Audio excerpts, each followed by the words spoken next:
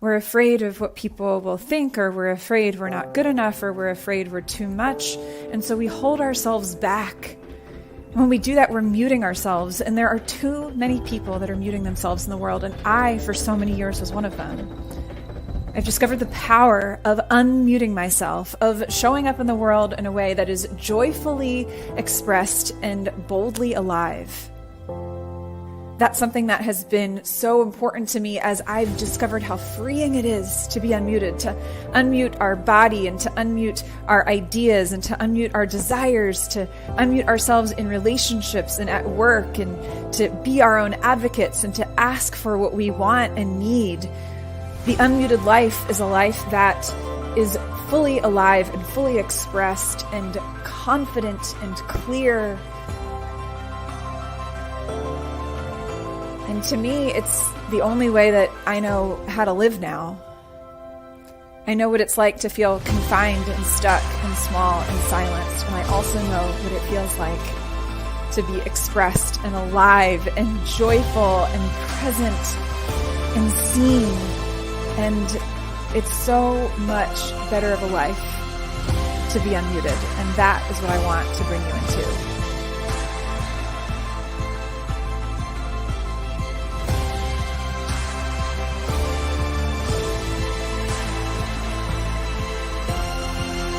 Are you ready to unmute yourself? Let's make it happen.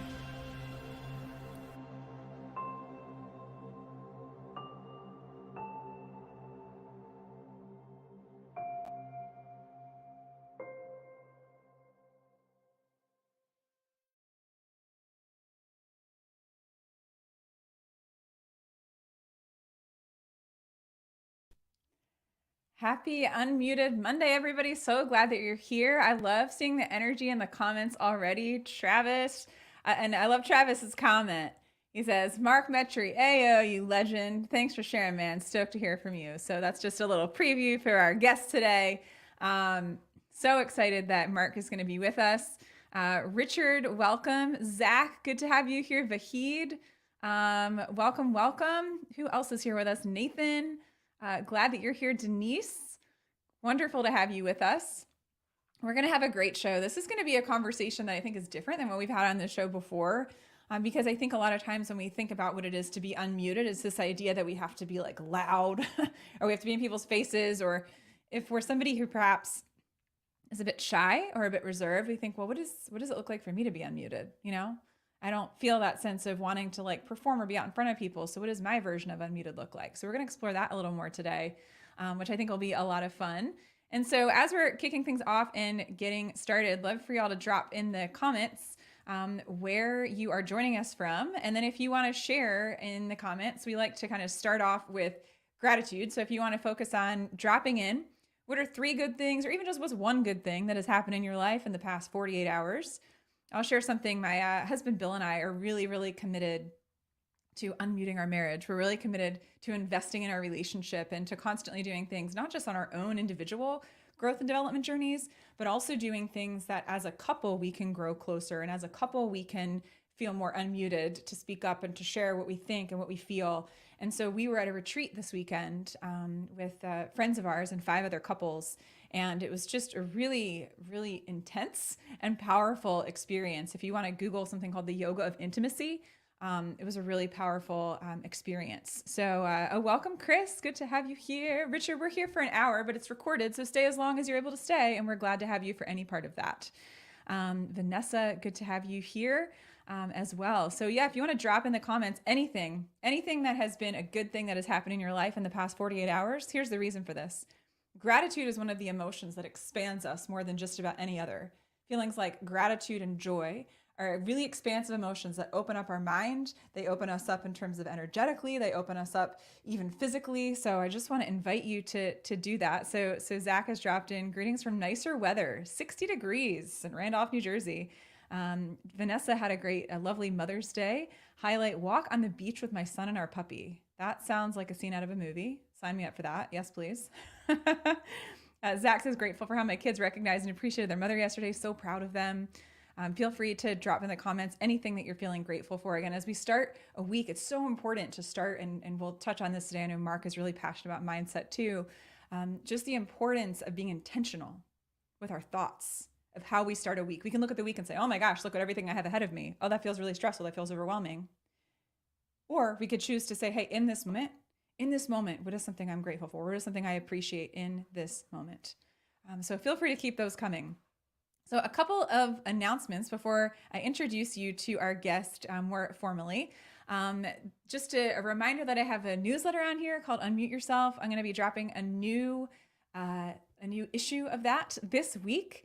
And in that newsletter, I focus on building confidence and courage and resilience. And I know that a lot of you subscribe to that. I've got, I think, about 8,500 of folks on LinkedIn that subscribe. And I really try to put a lot of thought into that so that it's really meaningful and valuable for anyone who reads it. So that link will drop into the comments. And then the other thing I want to mention is I'm in partnership with Simon Sinek. I'm one of their instructors. And so for their online classroom, and I facilitate a class called Speak Up, Be Your Own Advocate in the Workplace. So I just did my first session of that on Thursday, the 5th, and we had a lot of fun. And then the next offering is on June 7th, I believe. Yeah, June 7th. It's on June 7th. And so if you want to come to that, that's open to any individual. If you know that you're feeling maybe a sense of stuckness in your career, or you're holding yourself back, or you tend to doubt yourself, or if you know someone that does, feel free to tag them below that comment if you want, and or pass it along to them, pass the link along to them. And this is something that's really good for anyone, especially for emerging leaders, especially for women leaders. And it's going to be a really great experience that'll be meaningful and an opportunity to network and connect with other people who are passionate about that as well. So what I want to do now is I want to introduce our guest for today. So Mark Metry is one of the first people, and I love how Travis mentioned this. Travis, you mentioned this in your comment. You're like, he's a legend. And I think to anyone that's been on LinkedIn for any length of time, for at least the past, I'd say 3 to 5 years, that you've likely seen something that Mark has posted. And so I first started following his content. I really appreciated the honesty and authenticity with which he showed up. And so then I reached out to connect with him, and I hired him to do some coaching around LinkedIn. Gosh, Mark, probably 2.5 years ago. And then he had me as a guest in his podcast in 2020. And he is just somebody who is already doing big things in the world and is going to continue to have a major impact, and has a really compelling story as well. So Mark Metry is an entrepreneur, author, creative podcaster, and mental health advocate. He's been featured on Forbes, TEDx, Huffington Post, MindValley, and more. He's the author of the book. Check out this title. That's a great title for a book. Screw Being Shy. Learn how to manage social anxiety and be yourself in front of anyone. And I'm not going to share more of his story because I want to give him the opportunity to do that. So if we could bring Mark Metry up on stage. Hey, Mark, welcome. Hey, Rachel, how are you? Thanks for having me. Yeah, so glad to have you here. You got a fan club in the comments already from folks that just, we all want to hear from you and learn from you. So I'm curious, Mark, starting off, since we're talking about the three good things, is there anything that stands out for you? I know intention and mindset's a really big part of your life. Did anything stand out when you think of something good that's happened in your life that you want to share?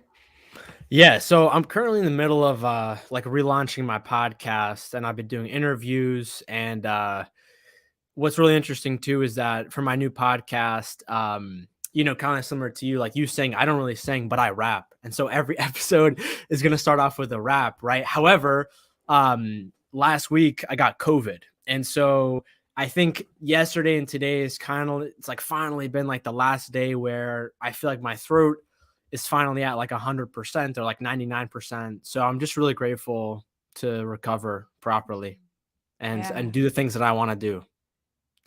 We take it for granted, right? We're like, oh, normally I don't think about the fact that I can talk clearly or that I have energy. And then when you don't, you're like, this sucks. Yeah, right? For real. It's definitely the last couple of years has definitely been a big wake up call for sure. And just thinking back and trying to be more grateful, trying to be more mindful, trying not to just, do the same stuff, walk around, think the same thoughts. So I'm also in the middle of like my own reinvention. It's also why I haven't been posting too much on LinkedIn and whatnot. So this is kind of a weird like coming out for me. So thank you for having me, Rachel. Oh yeah, I love it. I'm honored that you're here to have this conversation, and got some love and support in the chat there, for you, for well wishes for recovering. I mentioned when we were texting, but kind of before this, I said there's something I want to share with you because I've struggled as a singer and a speaker, who's had COVID as well, like, and who's had like my voice be something that's often like my throat is the area of my body that if I get sick, that is what gets sick, like gets affected. And it's a problem when you speak for a living, right? So I found this cool gadget. I'm not like, I don't like endorse stuff for them or whatever, but, and even if I did, that would be fine. But I Yeah. found this gadget called My Vocal Mist. It's a personal nebulizer. So basically what it is it, dude, you're going to have to What? get this. Anybody who's listening who has trouble with your voice, you have like froggy throat, any of that stuff. So it has this little like container on the top, and they give you these little tubes of like a saline solution. So it's like a right salt and water combination. That's a very specific ratio. And you like empty one of the tubes into the top of this canister. And then when you turn it on, you have to charge it, and you press this little button here. And then it's like a mist comes out of here, and you put it over your head, you like over your nose and mouth for like 10 minutes at a time. And it basically like hydrates your vocal cords in your throat. Dude, you need to have this. It's called My Oh my Vocal God, I'm so Mist. happy. Wow. Wait, and then that's just like water or Water and what? salt. So you have to get like from them. That's It's a saline awesome. solution. So when you buy it, like I have a subscription, and Travis thinks it's pretty cool too, right? I think it's so cool. I love gadgets. That's so cool. And like you find it to be really helpful for you? Yeah, I found it to be really helpful. Like there's days where I've used my voice a lot. Like last week I had like 5 presentations Yeah. between like Tuesday and Thursday, and I was like, whew, it's a lot. Because when I show up, when you show up and you're speaking, you're not just saying words, you're showing up with a certain level of energy. And that can take a lot out of your voice. And so a couple things. One is using this device. You can use it as many, there's not like a limit. Like you could use it when you start the day, you could use it after you've done some speaking to just like, and I also find that it helps regulate your breathing, because when you're using it, you're Mhm. sitting there very like still. So anyway, it's called My Vocal Mist, and That's so cool. it's super cool. And I even travel with it now. So like when I go and speak somewhere, because hotels and airplanes can be really like suck any Yeah. Yeah. any bit of like hydration you had in your body out of you. So it's super cool. So anyway, my vocal mist is the device, and it's super sweet. Yeah, they call it a portable voice nebulizer. That's so Um, cool. so I totally yeah, am gonna get that. I'm gonna Thank you for telling me. yeah, I dropped it in the chat, so there it is. So it's super cool. Highly recommend for anybody that just wants to like improve the quality of and the strength really of their voice and just protect it, right? We use this a lot. And then also there was a tip that was shared a couple guests ago. I had my vocal coach on. I'll send you that video. It may just be helpful for you in general as a speaker too. And we went through the straw exercise. Anybody who was here with Darcy, drop in the chat. You can say I was here. But the way you do it is use like a silicone straw, and you kind of like just like blow into it and like make sounds while you're doing it. So it might see something like and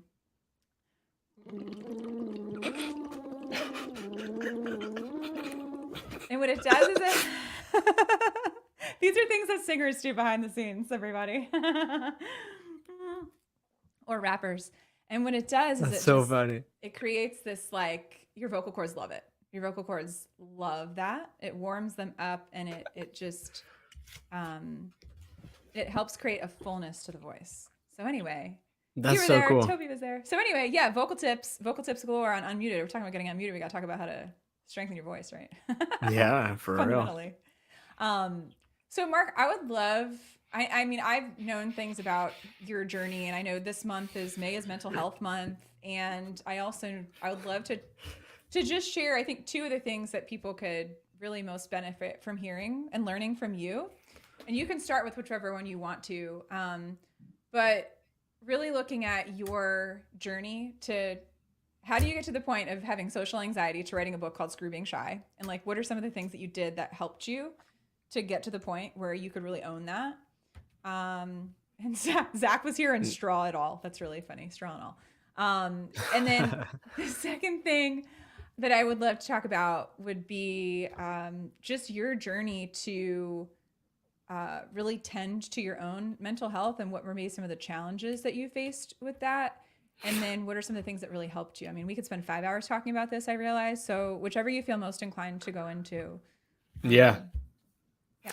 Yeah, well, like you said, May is Mental Health Month. Honestly, I think for me, every month is Mental Health Month.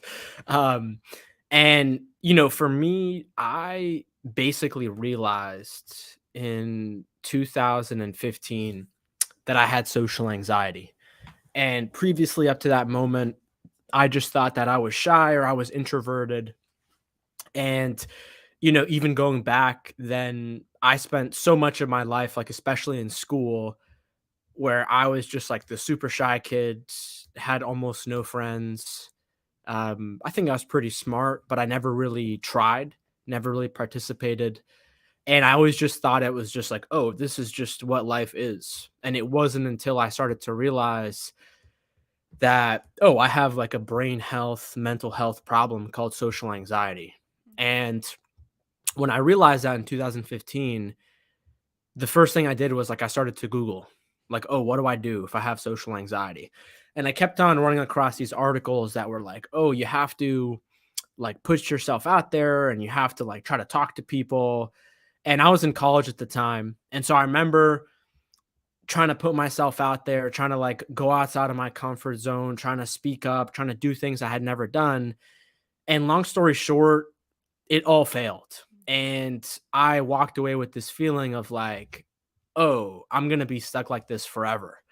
And that led me to a point to where I, was seriously depressed. I was over 250 pounds. At one point, I was suicidal, really like had nothing to live for, just on the brink of things.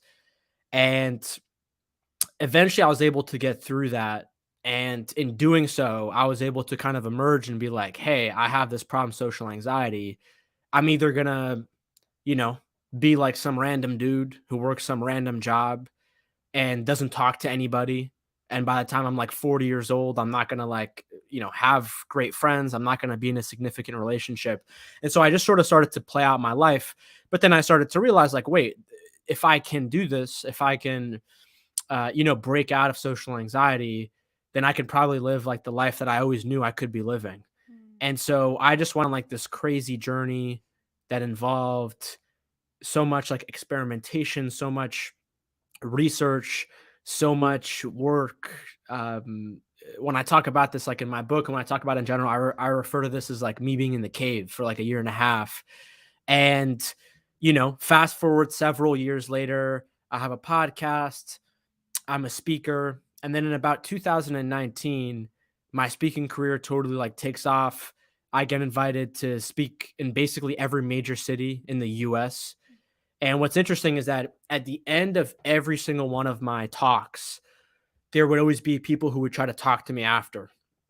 And in every single city I went to, there would always be at least one person who would literally ask me the same question. They would say, hey, Mark, how did you go from someone who, had crippling social anxiety, spent their life very shy, to being able to speak on stage confidently? And whenever these people would walk up to me, I'm not saying this to like insult them because I used to be the same way. They would never make eye contact with me. Sometimes in their voice, they would stutter or their vocal cords would tremble. And so I just saw this in literally every single city I went to. And I realized that a lot of the things that I did to get out of social anxiety, like there's no, like I didn't really find a social anxiety guide online, or if it was, I felt like it didn't really speak to my truth, or it didn't really work for me. And so I spoke at so many cities and I was just like, I literally have to write a book on how exactly I did this, because there's people who need help and they need a key to their lock.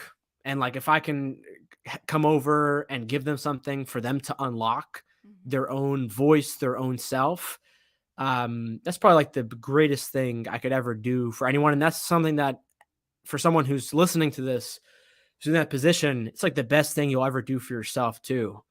And so I just like wrote this book. It really wasn't even because I like, wanted to be an author. Like, I don't even think I'm a great writer or anything like that. I was just like, this has to be out there. Um, Mm. and so, yeah, that's the story. I think that was your question, right? Yeah, we're gonna dig into it more too. But I think a couple things I want to pull, like, just call attention to that you shared. Is that this is a journey, and the fact that we have the capacity, like you very much had from like Carol Dweck's perspective of talking about growth mindset, right? Like you very much stepped into this space of having a growth mindset of not accepting that, like, because I've always been this way, I have to always be this way. Like you made a series of decisions that helped you to shift even that narrative, right? So much of what holds us back is this narrative we tell ourselves, right? Of like, I am this way. Like I've shared before on the show, like I was shy growing up. Like I had a book called The Introvert's Advantage in like middle school. Like what middle school reads a book like that? Like, Good for you.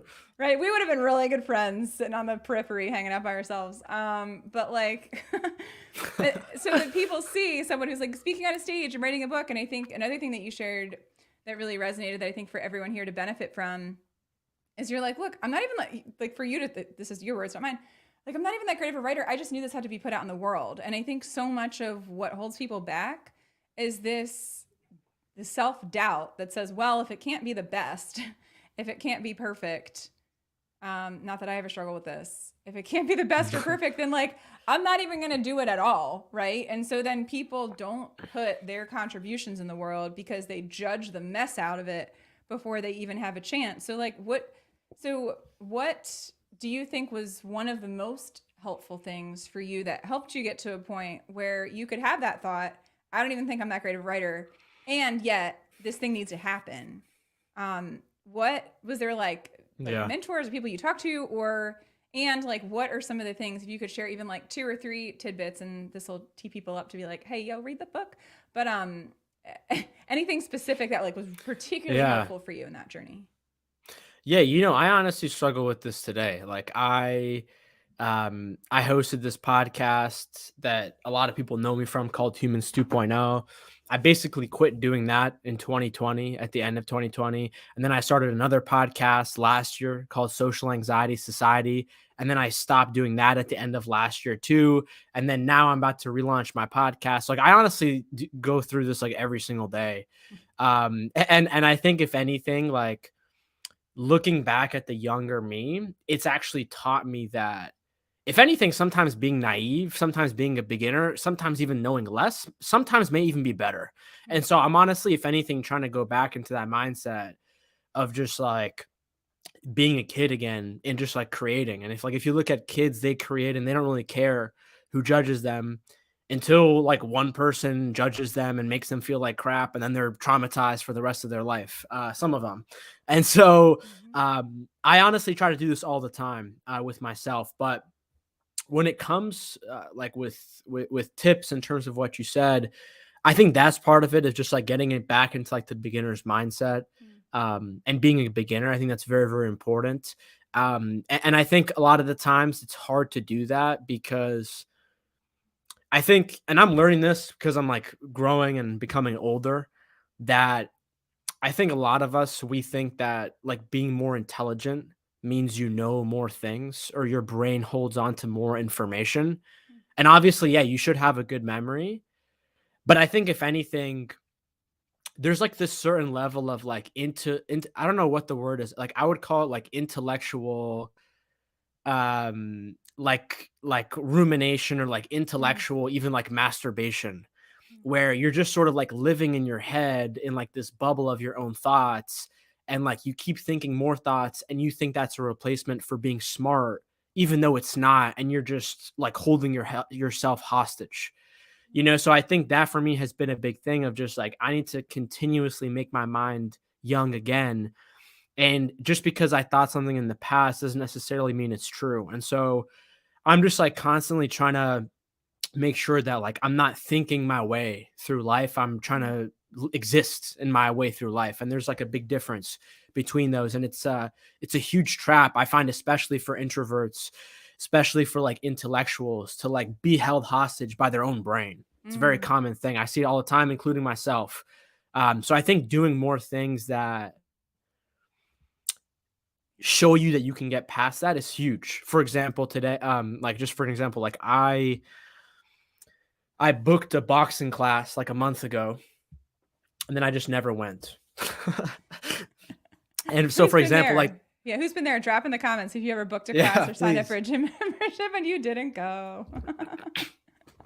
And like so, for example, like yesterday, I was just like kind of like stuck. And I just started thinking, like, I'm just gonna call up this place and ask them if I can reschedule it. And I did, and like I'm gonna go this week, you know. So that's an example of just like, don't think about it, don't think about what you should do and this and that. Sometimes you just gotta go for it. And even if your brain tells you no, just go for it, you know. And I think that's one of the biggest lessons that I honestly forgot. And the reason why is because when I lived my life from basically ages 9 till 18 with social anxiety, where like every single day of my life, my mind would be like, hey, Mark, you should say this. Hey, Mark, you should raise your hand and say this. Hey, you should say that. Hey, you should say this. And then literally every single time, my social anxiety would be like, nope, nope, nope, nope, shut it down. Nope, shut it down. Nope, shut it down. Shut it down. Shut it down. And going through social anxiety and like breaking out of it when I was 18, it reminded me that your brain is literally going to be screaming at sometimes no, no, no, no, no, no, no. And the reality is like whether your brain is screaming no or whether you feel like an uncomfortable feeling, you don't feel good, that's not a sign that you should stop. Yeah. And so that for me has been one of the biggest things. And, you know, like, for example, this is called like the homeostatic impulse, where like your mind, your brain, like just designed into all of our genetics, designed into just the fabric of how we all exist, is your brain, your mind is always trying to go back to zero. It's always trying to go back to like what's normal.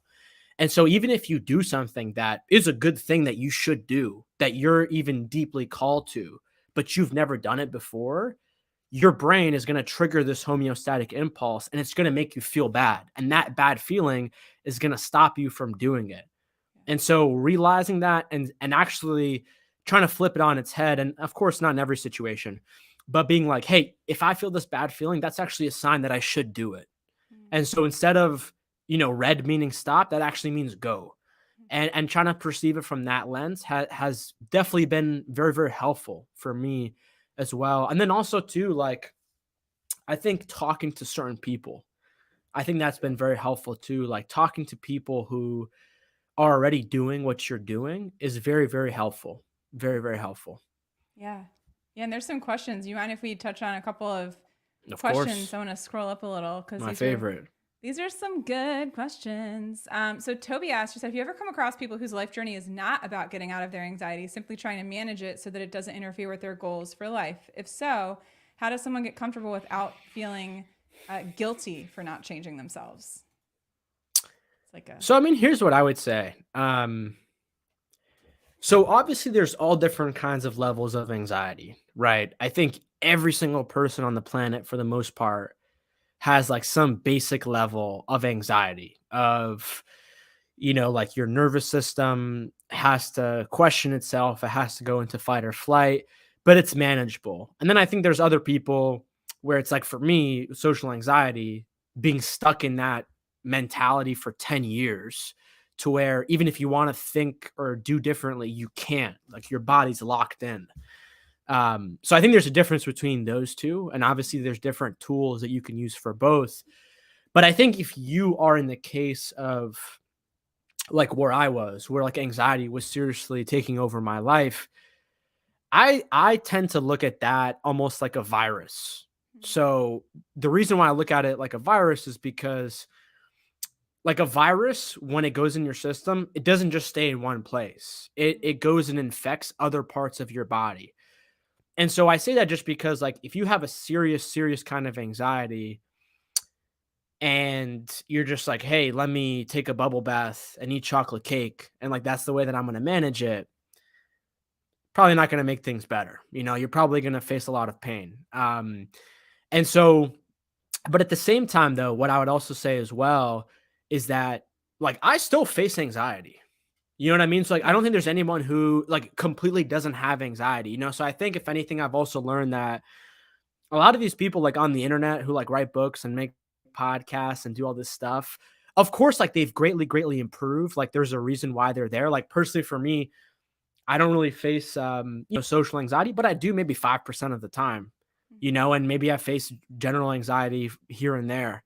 And so, if anything, like you're never not going to have anxiety. Like that's not a realistic goal. Like that's a unicorn goal.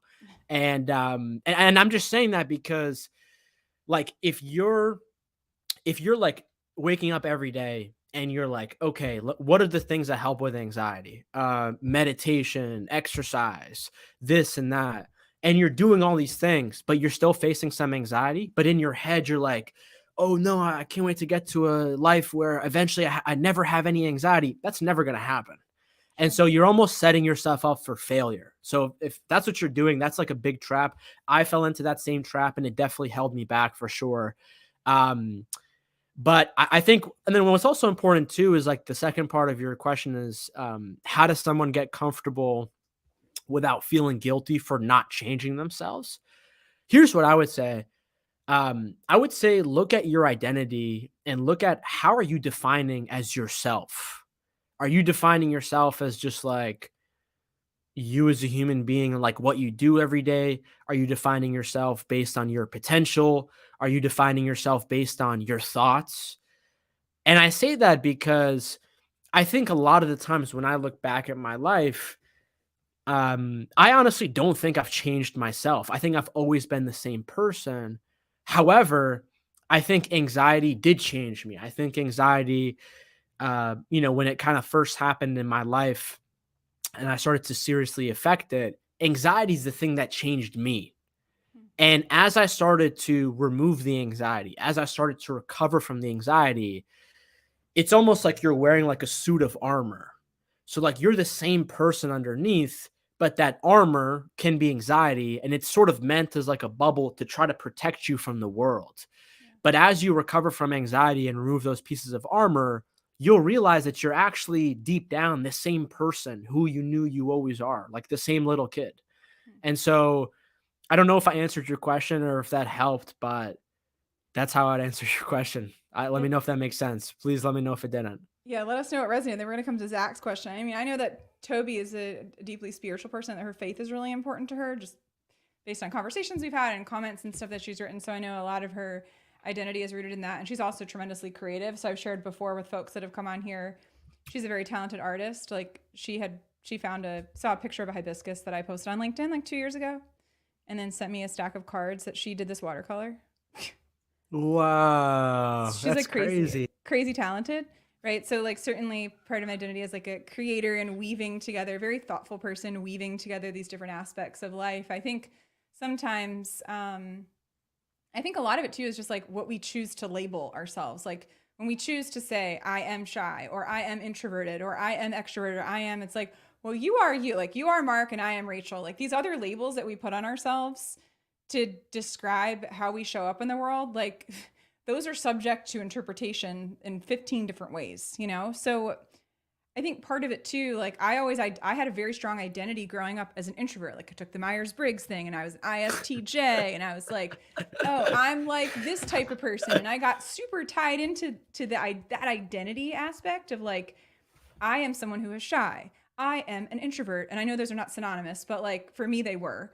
Um, and then it was almost like the more I opened up, the safer I felt, the more I spent time with people that let me be myself without me trying to prove myself to impress them.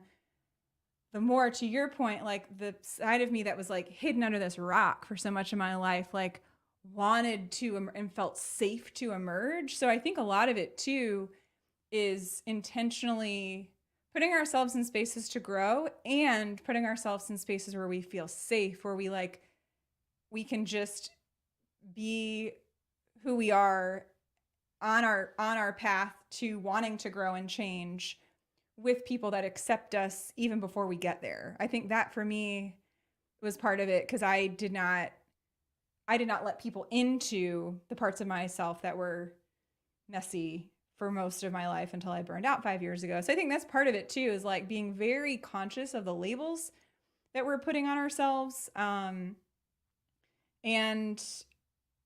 being mindful of, really getting clear about what matters most to us. So like if you're not somebody who's going to like be out there, be super extroverted, we'll come to Zach's question because it's probably like connected to this a little bit.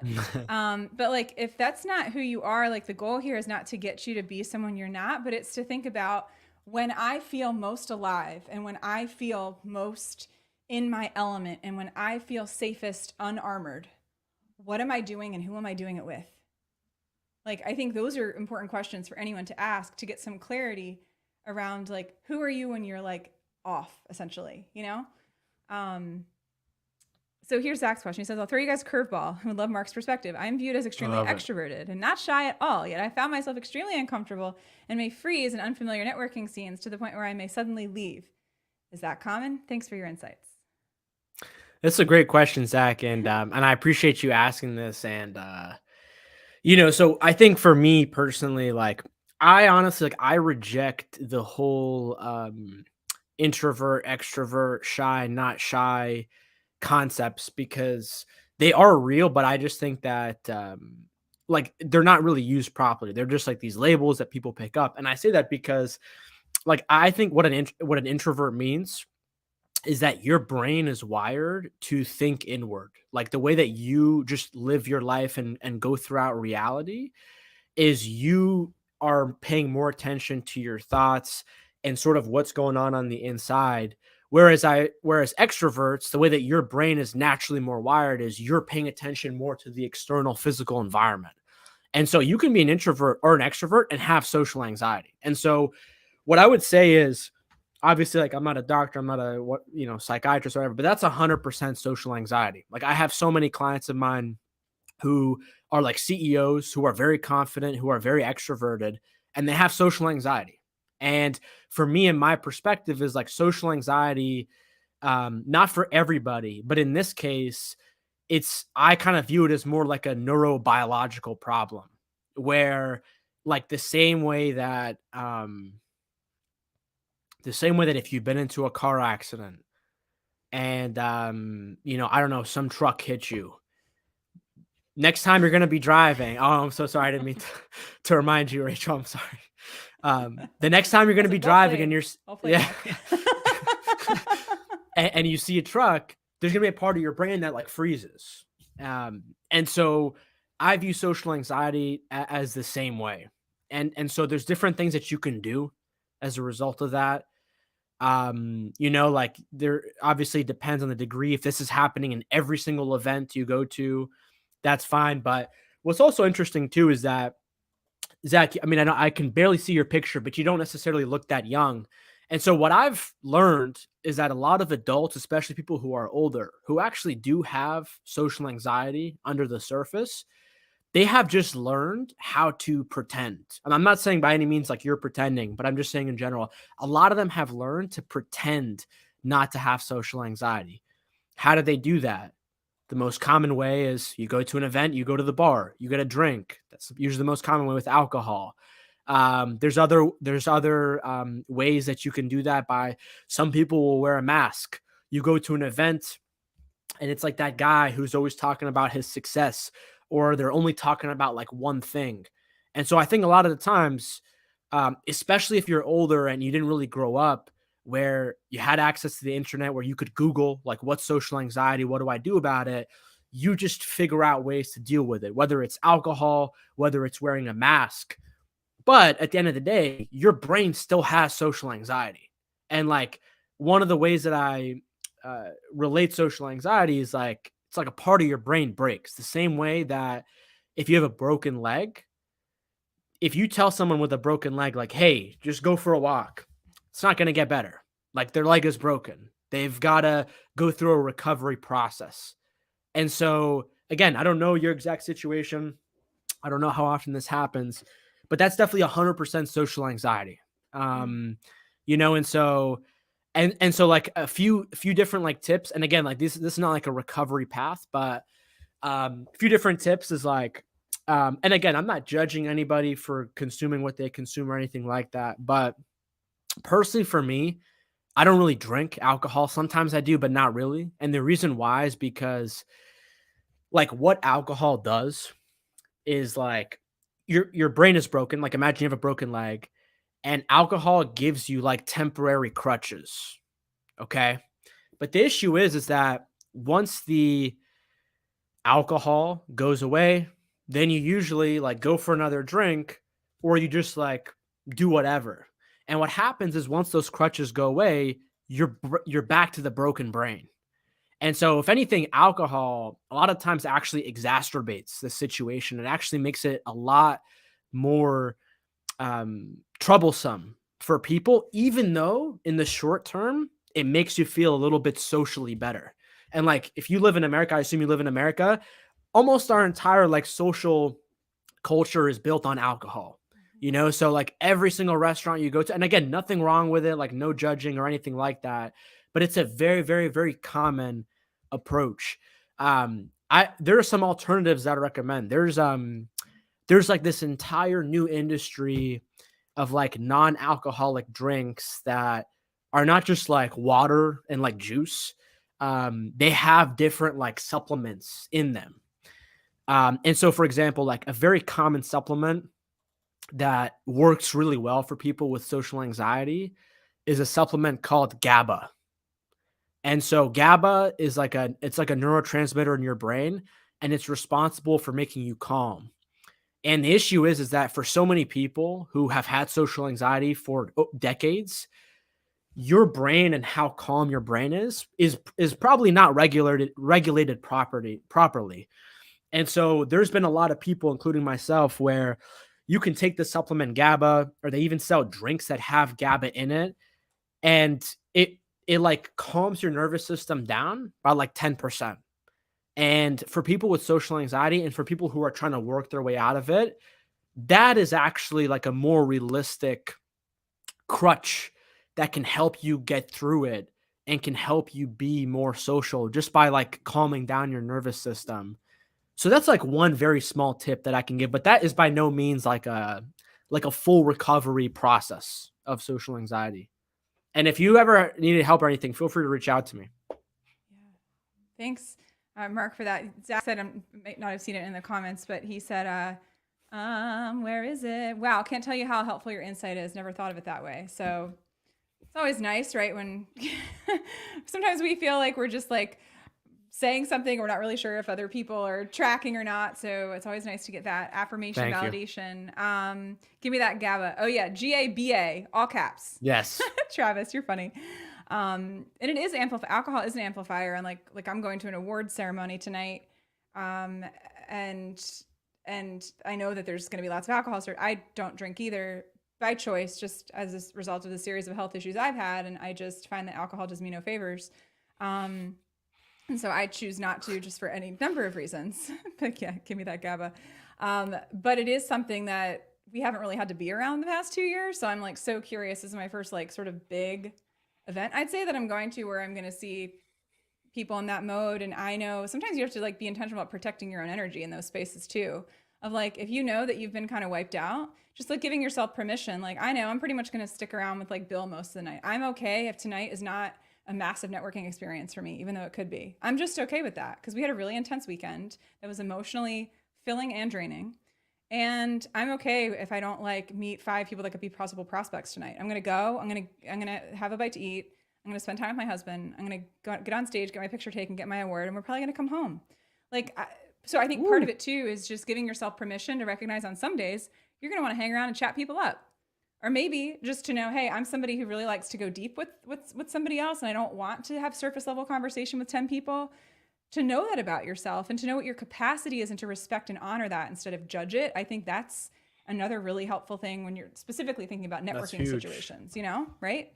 That's so huge. Yeah. And I honestly, like, when I think back to when I had like so much social anxiety, my mentality was always either just like, hey, go hide in a corner and leave the room. Like kind of similar to what the previous question the guy said. Or it was like, oh my God, I have to like pretend that I don't have social anxiety. and like create this sort of facade. But now I feel like I'm the most confident when I walk in and I'm just like, listen, I could literally not talk to anybody in this room. Obviously, probably wouldn't happen. And like, I'm totally fine with whatever they might think about me. And also realizing that part of what social anxiety is creating this lens to where you're always socially deficient. And so part of what social anxiety is it'll create the perception that like when you're looking around the room, your brain is going to make you think that other people are thinking about you and your social capabilities, which is probably not accurate. It's a cognitive bias, it's a distortion from your brain that's a part of social anxiety. So like realizing that and then doing the opposite and be like, yo, I'm going to do my own thing is like part of the whole game. So thank you for saying that, Rachel. It's well said. Yeah, thanks. It's like that, just knowing ourselves, that self-awareness, right? And taking the time to acknowledge, even to do a check before you walk in the room. Like, where does my battery level at right now? Sometimes I walk into a room and I'm like if I'm speaking at an event, I'm like, all right, let's go. My energy is like through the roof. I will talk to people for 2 hours afterwards. I'm riding the high of the emotion that I've been on from being on stage. But if I'm just going to like just show up at something and I'm not like the main event or whatever, I am actually totally content to just kind of like linger and not talk to a ton of people, because I know, and also having to raise your voice over the voices of chatter and all of that puts strain on your vocal cords. And I'm like, I got 2 presentations on Wednesday that I want to be ready for. And it's just like, I look at the week ahead and be like, how do I want to conserve my energy for the things that matter most to me, which I think is an important question all of us could be asking every day. How can I protect and conserve my energy so that I can be in greatest service of what matters most to me? And then making those decisions from that intention is not selfish, and to just recognize that like you're doing that because you protecting your energy ultimately helps you to be more present and available emotionally and mentally for the people that do matter most to you, and that is anything but selfish. Yeah. That's so important too. And I think anyone who like, is relating to what we're talking about and in social situations, they have like this perceived need to like be social. Um, I feel like one thing that I always do is like whenever I think I have to do something, I always try to trace it back to like where was the first time I ever started to think like that. Mm. And I trace it back and I'm like, oh, well, when I was younger and I had social anxiety, there would be different situations, whether it was my parents or a friend or a teacher or something where, they saw me being shy and, they tried to help me. But the way that they helped me made my social anxiety worse. They would be like, oh, I'd be in a classroom and teacher would pick on me like, "Oh, Mark, well, what do you think?" And obviously that's fine. You should try to help people to participate, but um, in that case, when that happens and someone sort of like pushes you out in the deep end of the water and you have social anxiety, you just get more socially anxious, you know. And so I think for me, I always go back to like, oh, my brain thinks it has to do this because I was always trying to be pushed and forced to do it, even though I didn't really want to. And that led to more social anxiety, Mm-hmm. so that's also an interesting thing that I think about in regards to this. Yeah, it can feed it. It's that pressure of the should. I should do that. I should be doing that. I should, like, my husband, similar. Like, my husband is an elementary school teacher. When he's around a group of like 7, 8, 9, 10, 11, 12, 13 year olds, he is like as confident as they come. He is in it. He is energized. But then if he's in a room with like a bunch of people in like suits and ties, he's like, like it's like he's a different person. And part of it's anxiety for sure. Part of it is just the nature of what he does doesn't require him to interact with adults all day, really. Like, he's interacting with kids all day. And I used to judge him for that, like personally. I used to be frustrated with that because I will make a friend with anybody. Like, he knows if I see somebody with like a Red Sox hat, go Sox. Hey, good Mark, you're in Boston, right? Or just outside? Yeah. So if I see somebody, like if we're traveling somewhere, if we're on a flight and I see somebody with a Sox hat on, he knows that I'm about to try to make him a friend, and he is so not interested in making a friend. But like I getting off flights and exchanging business cards with people, and they're like, we got to bring you in for some like meanwhile I was just talking to the president of some company. I didn't even know it was the president until I got his card. But like, I didn't used to be that way, but I'm just really curious about people, and that motivates my desire to want to connect with them and hear their story and make them feel seen and heard. And so I do that when I travel too, like talking to total strangers. And Bill is like, if I never had to initiate conversation with a stranger ever in my life, I would be totally totally content, you know? So like, even just knowing that tonight, knowing the expectations you have for yourself, and just accepting if you have somebody in your life that is not wired that way. Like, he is never going to be the networker who goes out and schmoozes people. He's never going to, that's not who he is. And there's a big part of me that's like, that's kind of nice. Cause he is who he is unapologetically. And if that is a shyer person or whatever, somebody who's a bit more guarded in social situations where he doesn't know people, it's not a ding on his character. It's just a preference and a tendency. And I know that over time he will gain even incremental confidence and feel better about, speaking in that way. But like, for me, for somebody who, if maybe you're somebody who's like, I'm super extroverted and these people in my life need to come out of their shells and get it together. I think those things sometimes too. And I know how little value it has because it comes off as judgment. And so for me to accept him, like, I'm just glad that you're here with me, right? And we're going to buddy up, and we're probably just going to hang out, talk to each other tonight more than we're going to talk to anybody else. And if he is content to just like go grab another bite to eat or grab a drink at the bar because he doesn't want to have small talk with somebody, like, I just accept and love him for that, So I think that's what part of it is this coming to this place. So much of being mentally healthy is coming to a place of acceptance about things that we can't change in other people, and about where we are and how we got to where we are in our journey, and then making the choice to change if we can, if we want to. Yeah. Right? I mean, listen, I think, to each his or her own. I'm a big believer in that. If you want to go meditate in the mountains for the rest of your life, go for it. If you want to, live away from civilization, go for it. Like, I think people should do whatever you want. And I know we're limited here on time, but one thing that I'd also say too is that I'm not talking about Bill or whatever, but for people who struggle with social anxiety, I've also learned that it takes time.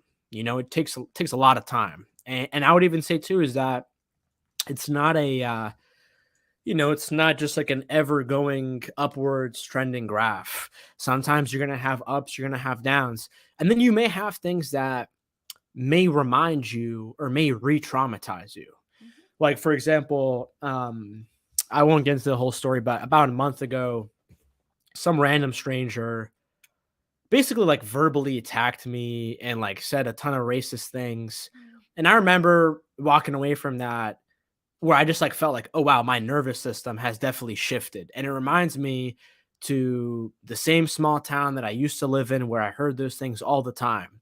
And I honestly was like in a bubble for like 2 weeks trying to like get out of that.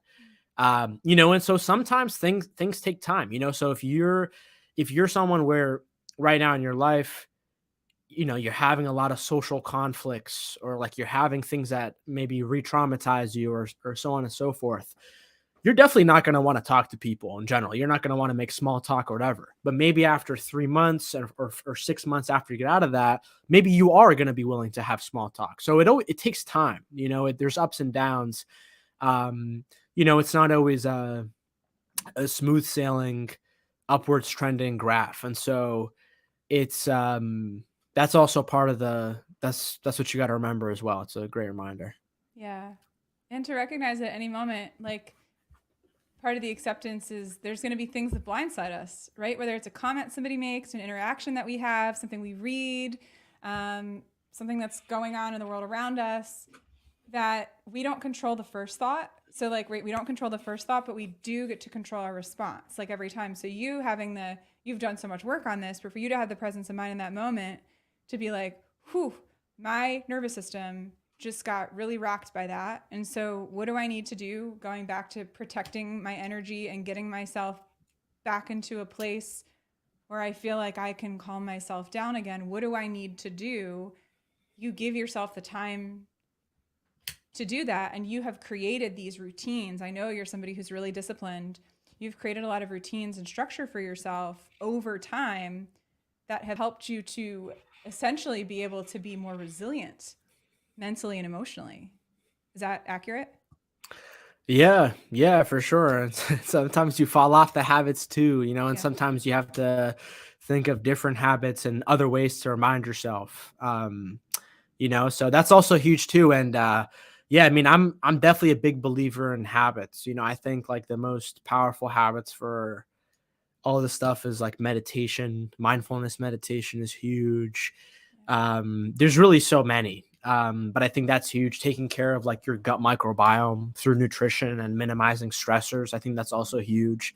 So yeah, I think all those things they they give you the tools that you need to be yourself. Yeah. And like that's what I've realized. And I know this because at the start of this year, for example, I took a break from meditation, and all of a sudden life got really hard. And it got really hard in the sense of like going back to what exactly you said of like that scenario where something happens, my nervous system shifts, you can feel it.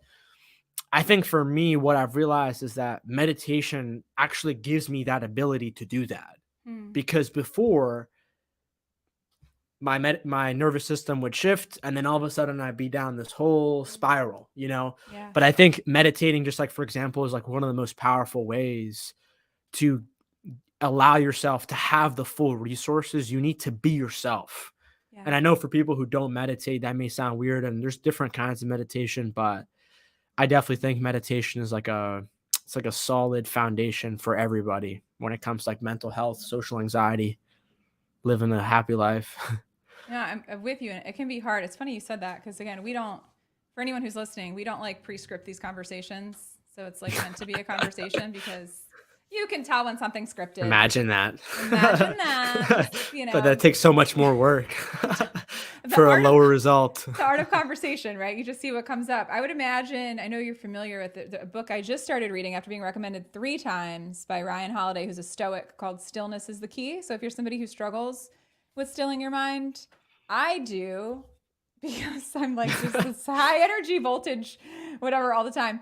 And so for me, I'm like, I need to read a book called Stillness is the Key to remind myself of the importance of being still with ourselves. And it's a path to peace. And they talk about it in the book. They're like, every major spiritual tradition has stillness as a key element, has reflection, has introspection as a key, has meditative practices as a key foundation to what they do and how they operate. Um, and so I think that if you're struggling with that, there's a series of these books. Stillness is the Key, The Obstacle is the Way, and The Ego is the Enemy. So I just got all 3 of them. I'm like, I'm going for it. I'm going to read all 3 of these books because I can struggle with ego. I can struggle with stillness. I'm pretty good at overcoming obstacles, but I'm still curious. So is there anything that you're reading lately, Mark, that might be useful to mention or just suggest to folks? Um, Or listening to, podcast you're listening to, or book you're reading? yeah, I don't think it's a good recommendation, but I'm listening to this podcast that's called The Damaged Men Oh, interesting. podcast by this guy named Nikhil. He's also big on YouTube. His name Huh. is Captain Sinbad. And I really like their podcast because I find that a lot of podcasts, just coming from someone who's hosted a podcast for like, I don't even know, like 4 years, 5 years now. I feel like so many podcasts are just like, oh, like, let me tell you this story and let me tell you these tips on and like the solution that's going to like change your life. But then like when the host stops recording, they're like facing the same exact problems that they've pretend to have figured out. And Right. so what I like about their podcast is they're just like, they don't tell you how to figure things out. They're just in the middle of figuring things out themselves. And like, it's this guy and he has a co-host and they just like talk about all these different, things that are very real in Huh. life that, someone could go through it, might be depressing, might be anxious, but Yeah. I think it gives you a sense of, I don't know if comfort is the right word, or Mm, just like understanding like, oh, there's other people out there yeah, that are facing this same stuff. And even if they're not giving you solutions, but just trying to listen into other people's thought processes can sometimes give you an insight into your own, yeah, so that's a absolutely. podcast I've been listening to. Cool. Um, The Damaged yeah. Men. Is that what it is? The Damaged Men podcast? I'm so curious. Hey Tim, if you want to drop just like the name of that in there. I think that's no, but I'm so with you. Absolutely somebody who will be the first to admit like, hey, I'm talking about this because I'm in it. I'm in it. Like people want to know that someone's in it with them, not that they're on some pedestal and they're like, well, let me tell you about all the stuff I figured out about life. No, I'm not interested in you because you're probably going to come off as arrogant and you're maybe still not trying to learn. I want to hear from somebody who's like, I'm in a committed process to improvement and I still screw up. Okay, I want to listen to you because you're real. Like you're a human, you know? Literally. So Captain And Sinbad that's why you're a nonetheless. great leader. That's like exactly, and that makes you a great leader. Yeah, Kyle's comment. He's like, I mean, come on, if you got a guy named Captain Sinbad running your podcast, you got to be pretty interesting. So as we wrap, I want to share. Just I had mentioned to Mark before we came on, I'm wearing my "It's Okay, Not to Be Okay" T-shirt today for yeah, if you want to see it again, for Mental Health Month. Um, it's okay not to be okay, and just acknowledging that. And I'll share a snippet. We'll drop Mark's links in the chat, and then I'll just share a very, very quick snippet of a song I haven't sung to y'all in a couple of weeks. Well, maybe I did a little bit with Please. Claude. But there's a woman named Night Birdie. Did you ever? She was on America's Got Talent. She had cancer, and she passed away. Really sad, but she had this beautiful voice, and so she wrote the song called "It's Okay." And so I'm just gonna sing just like literally a little snippet of it. And then we'll send you on your way. And we would love if you want to drop in the comments and let us know what you enjoyed most about the conversation today. Tim's going to drop in. Our next guest is Dr. Sam Karashi. He's a psychiatrist. Mark, I think you would find him fascinating. I met him through my speaker training, and he is just this like brilliant, brilliant mind. And so I want to thank you for being here, and just yeah, thank you, and I'll close this Happy to out be here. with a song. I'm so excited. So here we go. All right. And it's just a little snippet, but here we go. It's okay, it's okay, it's okay, it's okay. If you're lost, we're all a little lost, and it's all right. It's okay, it's okay, it's okay, it's okay. If you're lost, we're all a little lost, and it's all right, it's all right. It's all right, it's all right, it's all right to be lost sometimes. It's like a snippet of one of her songs. Woo! Rachel, we got to collaborate sometime musically. Dude, we can do it. I've done this with Brian Schulman. We did This Is How We Do It, the song to What's Good Wednesday. And this is What's Good Wednesday. And I did the transposing lyrics and then to the singing part. And then this guy, Daryl Perry, did the rap part. So dude, hit me up. Yeah. We can collab. Yeah, just thank you everyone. Thank you, Mark, for being like just an amazing guest. Let me get my little here. This is me being fancy. Ready for me being fancy? Okay. You're so glad funny. you're here today. Thank you everyone. Kyle and Toby. Thank you to Tim Stone, our producer extraordinaire, who makes all the things happen. You see his name in the chat all the time. He's awesome. Thank you. Thank you, Tim. So yeah, Tim, you're awesome. And just everybody, Haley, thank you for being here. Kyle, Toby, Zach, Mariah, Travis, so many just wonderful, delightful souls. Karen, who was here. So yeah, thank you again, Mark. I hope you have an awesome rest of your week. And I can't wait to hear and watch and see what's coming next for you, because I really admire you. And I just appreciate you taking the time to spend time with us today. So thank you so much. Thank you, Rachel. You're one of the best. I appreciate it. And I appreciate everyone out there for watching, listening to this. I had fun.